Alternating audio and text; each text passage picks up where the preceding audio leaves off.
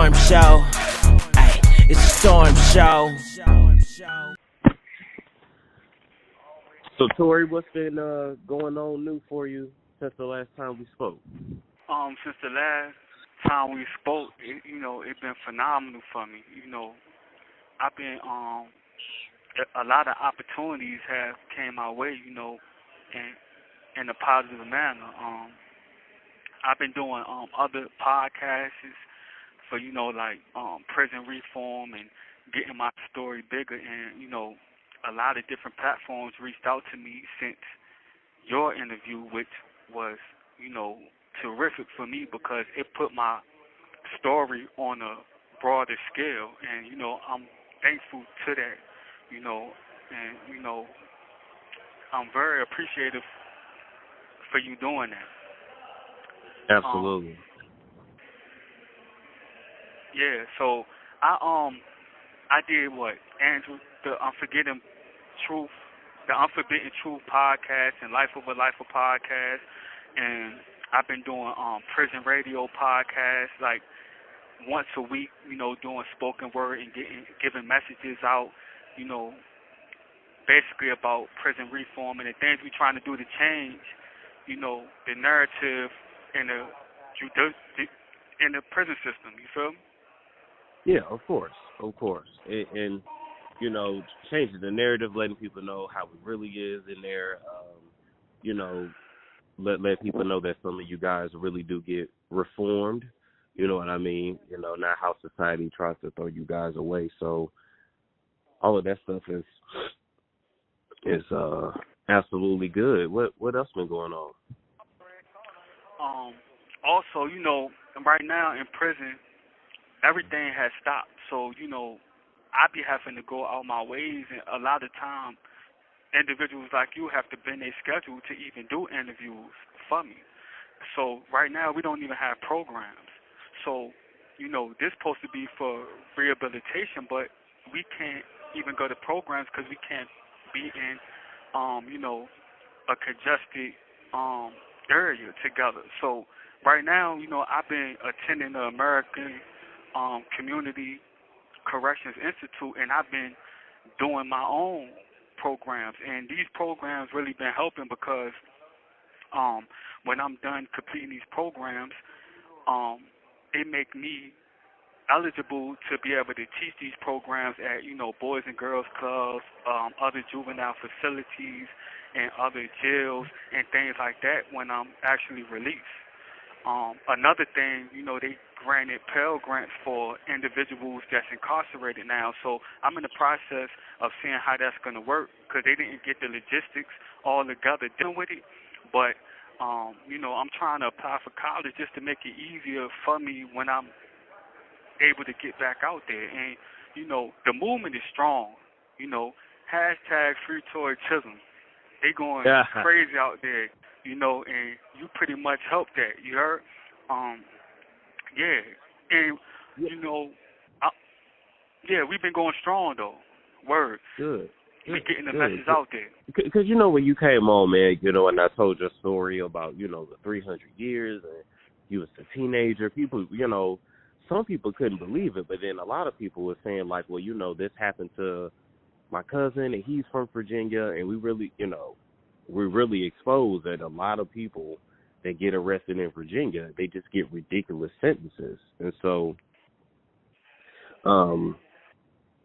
it's crazy. Some of that stuff I had heard, and I didn't even know it was going on. I really didn't.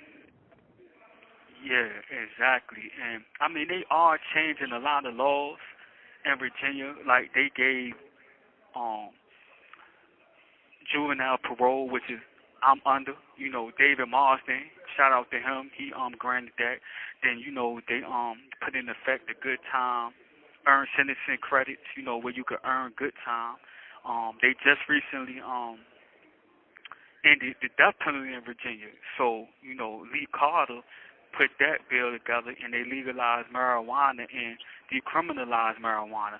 So the governor and the Senate of Virginia, they've been doing a okay job in changing things because, this state is the first one to have slavery and the last one to end it. So the things that they doing now is things that you wouldn't even believe that regime would start doing. You know, okay. yeah, and you know, I'm a part of the Second Chance program, you know, Second Chance Quest. So, you know, I'm the co-chairman for communications. So we going around now trying to get parole sanctioned in Virginia for everybody. Because I'm a juvenile, and yeah, I have parole, but if everybody had parole, it makes it a revolving door. You know, because I don't want false hope. I want to actually get out on parole. You know, it's been a big thing about teenagers getting a lot of time. So, you know, they could say, well, y'all got parole to shut the world up or shut the community up for saying y'all giving juveniles extreme sentences, but really they might not even give people parole because that's not a guarantee. So being that it's not a guarantee, it could be like a sense of false hope, which I hope and pray is not like that, because, you know, we just trying to make it a revolving door, especially for like first-time offenders like me and juvenile offenders like me. And we want everybody to get a second chance to be able to get out there in society, especially if they deserve it. Of course, you know, you don't want to never not be sensitive to the victims of crime, because, you know, a lot of individuals in prisons have done serious crimes. But at the end of the day, if they're not mass murderers and mass rapists and they did things that they could redeem themselves for, a lot of these extreme sentences are not called for. No, they're not. I mean, and really what it boils down to is prison ain't nothing but another form of slavery. So they feel like, okay, you committed this crime, well, now we going to take your life, pretty much. Exactly. And, you know, I'm fighting for my life hard. You know, anything in life worth having, you know, is always going to be hard. You know, it's never going to be easy. So you got to put in the work. A lot of people in prison be like, oh, I want to go home. I wish they let me home. Please, why I got to do all this time? But they sitting back, eating commissary and watching TV and playing cards. They're not willing to put in this work and write senators and try to fight for laws and reach out to individuals like you that really care, you know, or they're not trying to get their education. They just sitting here saying, oh, I want to go home, but it don't work like that. You could pray every day, but if you're not putting that work in, it's going to fall on deaf ears. No. Yeah, I totally hear what you're saying. It's like, it would be, you know, and I'm not trying to glorify prison in any kind of way, but I can see how it can be easy to just get into the groove of things. You ain't really got to think. 3 hots in a cot, you know, look at TV, go work out. You know, some people might feel like, hell, I got more peace in here than I do out. So I don't want to put in no work like that to get out. So, or then you got the other people that prison will just, it'll break them down mentally. I'm not going to even front, you know, coming out of prison after doing a lot of time, even in here, a lot of people don't want to admit it, but it's a lot of mental health issues going on. So you become bipolar, probably schizophrenic, PTSD, but people don't know it because a lot of times you're not diagnosed with it. But I'm pretty sure that even me, you know, I go through spurts of depression. Mentally and emotionally, it actually breaks you down when you know, being in my shoes, coming in prison and being locked up since 15 and not having much hope of getting out until recently. So can you imagine how that can actually break your soul down? You know, right. Me personally, I got into gangs and was gang banging hard and was making a name for myself from in here all the way to the streets. And I got entrapped in gang banging and trying to be the biggest and toughest guy around when that wasn't the way to go. You know, I should have been putting my mind to more positive things, and I started doing that, you know, changing my life as time went on. Once I started getting the light and seeing the righteous way of actually living and, you know, trying to set the right example for my son and my daughter, who I never even was able to raise out in society. You feel me? Yeah, no, I hear you. And part of you, getting into the gang thing is, you have to protect yourself too, because of course, being in prison, people gonna try you, and so, even from joining gangs, or even to working out and getting super buff, like you gotta, you really had to man up when you went in there. Like, they didn't care about you being 17. Like, you had to, you really had to protect yourself. So believe me, we get it, cause. Exactly. I was 15 when I got incarcerated. By the time I was 16, I was in a grown man jail. By the time I turned 17, I was in prison on a yard with grown men that got life without parole. Wow. You feel me? So you put any teenager in that type of atmosphere, he ain't got no choice but to turn up, because it's either you're going to be praying here. You got predators, you got individuals that's looking for somebody or anybody that's sweet, that's a victim. Yeah. And you pretty much got to go hard. A lot of people, and even like with the parole board, they'll see an individual's record from the past, or some of it can be within a couple of years, and be like, well, man, he got a lot of charges, But they got to understand and look at the backstory of why he has a lot of charges. You got to walk in, because there's two sides to every story. You can't be biased when you're looking at somebody's life and what they've been through. You feel me? You put my case out there, and now I have a light shined on me, and now I'm the voice for individuals like Sky Reese, a teenager that got extreme sentences, or Travis Irby, or Patrick Alazer, and so many other individuals that's locked up and don't have a voice and can't put their story out there. And now I'm getting book deals, that's in the work, biography on my life, and a lot of other opportunities.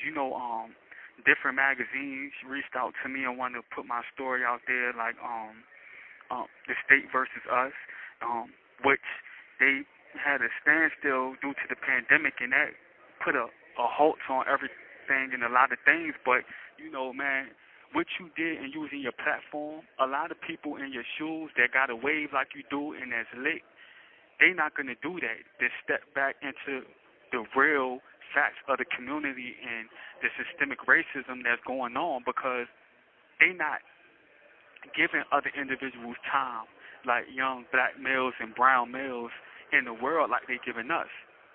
We got mandatory minimum sentences where pretty much you getting a lot of time for crimes, and we trying to do away with that. That's another thing we pushing for out here, is trying to do away with mandatory minimum sentences, because you got mandatory minimum sentences for firearm charges and robbery and crack laws, but rapists and pedophilia and things like that don't have mandatory minimum. Right. They can get suspended time. But why I have a robbery, and for each person there, I get a robbery charge and a gun charge, but then you have 1 minute remaining. For the gun charges, right? The first gun charge, they can't even find a gun. Ain't no gun, but you get 3 years for the first use of a firearm and 5 years for each one. So if they don't find a gun and you got a robbery and 5 people there, you get 23 years just for use of a firearm, and that time can't be suspended. And they didn't even have to find a gun just because you used a gun. And that's what happened to me. I ended up getting 23 years on use of a firearm charges, and no gun was ever found. Wow. I got most of my time on mandatory minimum sentences because they said that time can't be suspended. And this is how we get trapped in the prison system. Have you been hearing about, like, all of the black people that's been gunned down by police out here on the streets? Do you guys get the news like that? I was wondering. Yeah, most definitely. I definitely want to, send my prayers to the Wright family out in Minnesota. Yeah. and the Brown family in Carolina, and everybody that's and it's another female that got, or a person that got shot in Spotsylvania, Virginia. I think they live though, but yeah, I think it's senseless. You see individuals all the time. I don't know what state it was, but it was like a lighter complexion person. I don't know if he was Caucasian or what race he was, but he went and gunned down the supermarket, right? But when he got arrested, he didn't even get killed. He had blood rolling down his legs. He got shot in his leg. But you see us, we getting killed on a regular basis. And it's even higher since Derek Chauvin been convicted. Right. So it's like, when are we going to learn? When are things going to be equal for us as minorities and black and brown individuals, like the young teenager in Chicago, the Latino? I want to send my condolences to his family too, because it's not fair, it's not equal.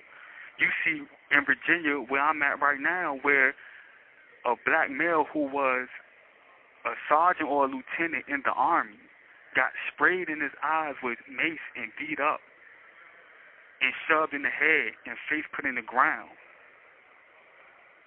for driving while black.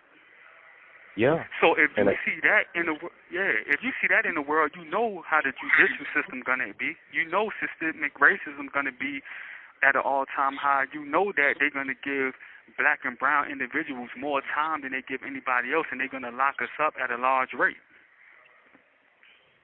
No, yeah, you're absolutely right. And even the one that you just mentioned with the Army guy, the crazy thing is, the cop was a white Latino, and then the Army guy was a black Latino.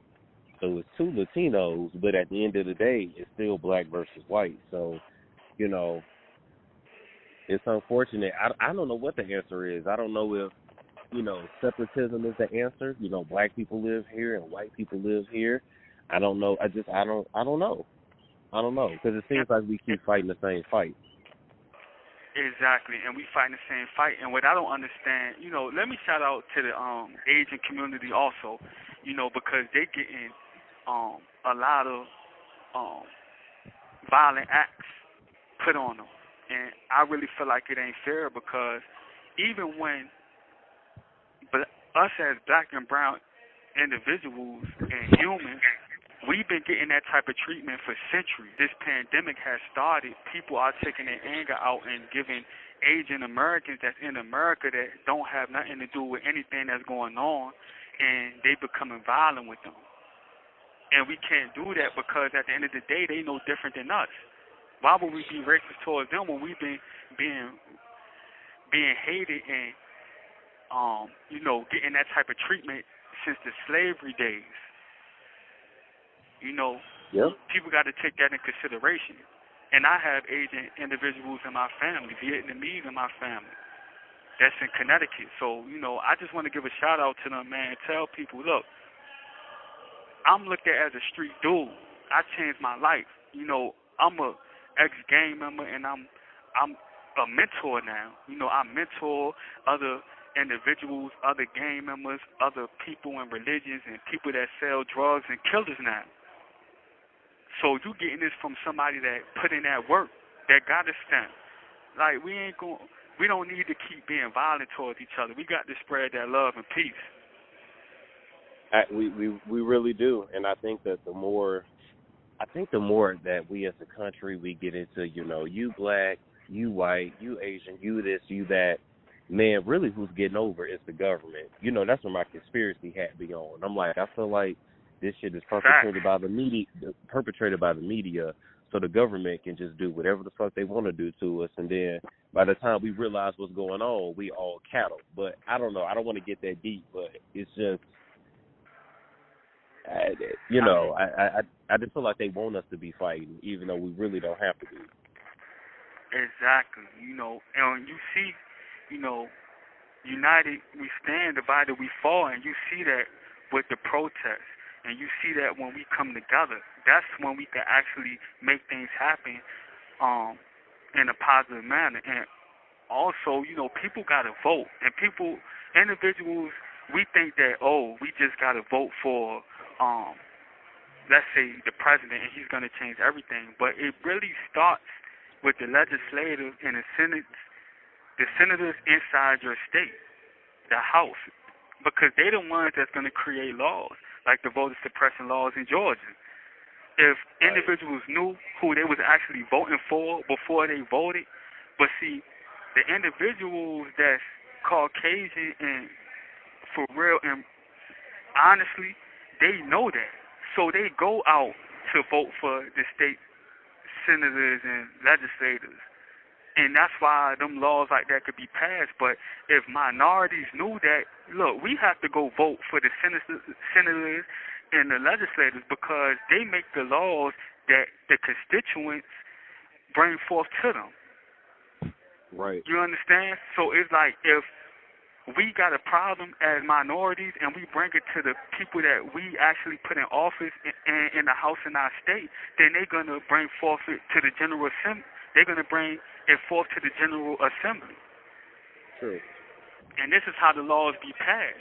But we're not taught that in school. We're not taught that in our household. We have to go learn that ourselves. But let me ask you this, Torie. Any final words to the people, the people that, signed your change.org petition, sent letters, a lot of people asked about you, a lot of people thought you were eye candy too. Like I told people, he taken, leave him alone. Look, but most definitely. I want to show my appreciation and say thank you to everybody that signed my petition on change.org. And please, if you haven't signed it, please go sign my petition on change.org. We riding that wave. You know what I mean? Free Torie Chishom. Hashtag that. It's always going to be lit. Thank you for all the love and support. Everybody that wrote me. All the individuals that, reached out to me to do interviews that some I couldn't even do because of the pandemic and how my power rec is. But, I owe a special thanks to Storm. He the one that put me on a rapid speed and shined the light on my case, and it been lit ever since. Now it's book deals. People want to do docu-series on me. I don't know if I doubt if I do that one because the individual that reached out to me, they're a little, messy. But I just want to thank everybody. And, people definitely been sliding in the DM, Storm. You already know that. I told you about that last time. YouTube people, you already know who it is. We ain't even going to put them on blast, you heard? we ain't even going to put them on blast. Yeah. We just going to say leave people alone. But got me beefing with people. But, so trying to cause confusion in my relationship. But, I just want to say thank you for everybody, everybody that been holding it down and that show love and everybody that put in work for, criminal justice reform also that don't get a light shined on them. And, also, man, rest in peace to everybody that was affected by, this coronavirus because I know it took a lot of, precious lives this year and last year. It's a storm show. Ay, it's a storm show.